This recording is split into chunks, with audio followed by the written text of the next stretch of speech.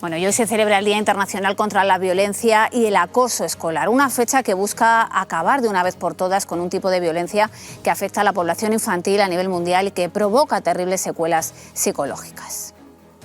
Repunta el acoso escolar, pero sigue en niveles más bajos que antes de la pandemia. Así se refleja en el cuarto informe de la opinión de los estudiantes, un estudio anual elaborado por la Fundación Mutua Madrileña y la Fundación ANAR, a partir de los testimonios de más de 5.000 alumnos y más de 200 profesores. De las conclusiones del informe se extrae que el acoso escolar está cambiando desde el parón de la pandemia. Pero se ha producido un descenso de la violencia física, ¿no?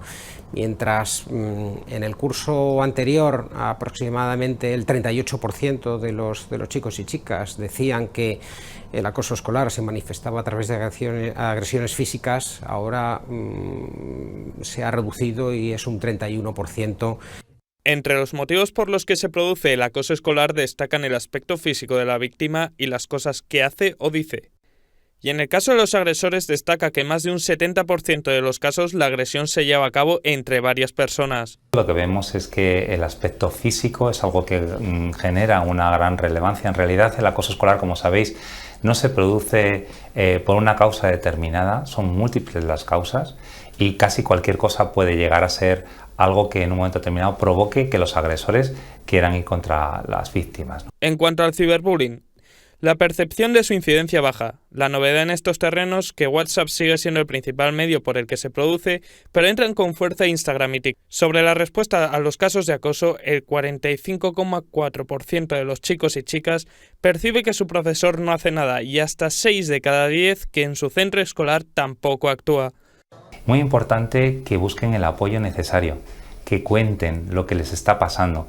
Su silencio lo que hace es mucho más fuerte a sus agresores. Tienen que contarlo a las personas que están en su entorno, a los adultos que tengan de referencia o a sus compañeros para que también les puedan... Una implicación que estas entidades piden que sea a todos los niveles.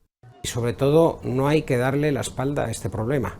O sea, los colegios, las autoridades con competencia en materia educativa no deben mirar para otro lado. La infancia es la etapa más feliz de la vida de una persona y nadie tiene derecho a robarla. Este nuevo informe forma parte de la iniciativa de las fundaciones Mutua Madrileña y ANAR para acabar con esta lacra social entre los más jóvenes. Está con nosotros don Enrique Pérez Castillo, presidente de la Asociación Española para la Prevención del Acoso Escolar. Buenas tardes. Sí, buenas tardes. El acoso escolar afecta hoy en día a 1 de cada 4 niños en España. Son datos más que preocupantes. ¿Han aumentado las cifras en los últimos años? Y de ser así, ¿cuáles pueden haber sido los motivos? Se dice incluso que desde la pandemia todo empeoró. Bueno, realmente en los últimos 10 años se han hecho como 5 estudios de incidencia. El de ANAR, el de Save the Children, el de Amnistía Internacional, el UNICEF, la UNESCO, etc.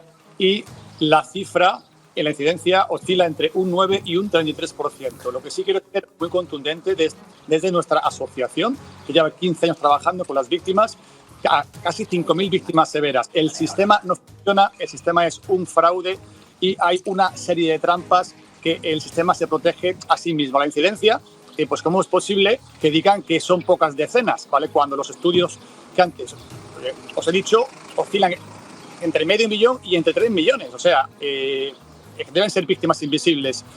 Hay un problema en los protocolos de actuación que no funcionan y al final son meramente una hoja de registro de las intervenciones que se hacen si se llega a abrir. Es un fraude de ley del protocolo porque dice que es confidencial. Debe serlo, sí, pero no para las familias implicadas que ni siquiera saben si se abre, si no se abre o si se aportan las pruebas documentales. Con lo cual llega el protocolo sesgado a inspección y al final se deniega porque llega sesgado porque no están todas las pruebas que aportó la familia.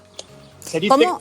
Sí. Se busca un psicólogo privado y su única opción es un cambio de colegio. No se reeduca al victimario tampoco y lo que se hace es una sanción punitiva que es la expulsión si se produce. El sistema entero no funciona y se protege a sí mismo. Y es importante decirlo alto y muy claro. Desde hace 15 años con víctimas severas, con sus familias, con los profesores y el sistema, si no se cambia, seguirán pasando suicidios que son la punta del iceberg de lo que está pasando. El acoso escolar se manifiesta de diferentes maneras. Hay acoso físico, hay acoso psicológico. ¿Cuál es el más habitual y cuál puede ser o cuál es el más dañino para los niños? Pues realmente el proceso de acoso es un proceso sumatorio que puede empezar más hacia lo verbal, a lo psicológico, pero suele llegar luego a lo físico, que es la última barrera. Realmente hay acosos porque se queda más en lo verbal, pero generalmente al ser un proceso sumatorio incremental va a llegar siempre a lo físico, a la intromisión dentro del espacio personal. Desde ahí al chico le empujan, le quitan su merienda, etcétera, etcétera. Es un proceso sumatorio que si no se interviene rápido genera daño de forma exponencial. Claro, y en situaciones como esta, ¿qué consejo le daría usted a las familias cuyos hijos sufren este acoso? ¿Qué deben hacer? ¿Cómo deben actuar? Porque en muchos casos no saben a dónde dirigirse. Lo primero es que si detectan cualquier señal de alarma, que el niño cambie en el día a día, en su comportamiento en el día a día. El que tenga somatizaciones, pues va a ir a centro escolar. El que bajen sus notas, el que se haga pis encima. Hay una serie de señales de alerta. En cuanto eso ocurra, rápidamente ir al centro escolar para hablar con el tutor y manifestarle qué ocurre. Sentarse con su hijo o su hija y escribir de forma cronológica lo que le ocurre. ¿Por qué digo esto? Porque el centro escolar normalmente minimiza. Dice, esto no es acoso, pasó una vez, 2 veces. El maltrato, si pasa 3 veces, ya es reiterado. Si pasa una vez, no porque es puntual. 2 veces casual, pero 3 veces ya es acoso por definición, porque empieza a ser sistemático contra el mismo niño o niña. Es algo muy claro. El centro va a decir, pues, que eso son cosas de niños, pero si no intervenimos rápido, el tiempo es oro en estos casos. Hay niños que se denuncia el acoso cuando ya lleva 6 meses sufriéndolo y llega el estrés postraumático, la ansiedad y la ideación suicida. Es algo muy grave que hay que abordar de forma contundente y ya. Pues don Enrique Pérez, muchísimas gracias por todos los datos que ha aportado y también por esos consejos a las familias que están sufriendo este grandísimo problema. Gracias, un saludo. Chao.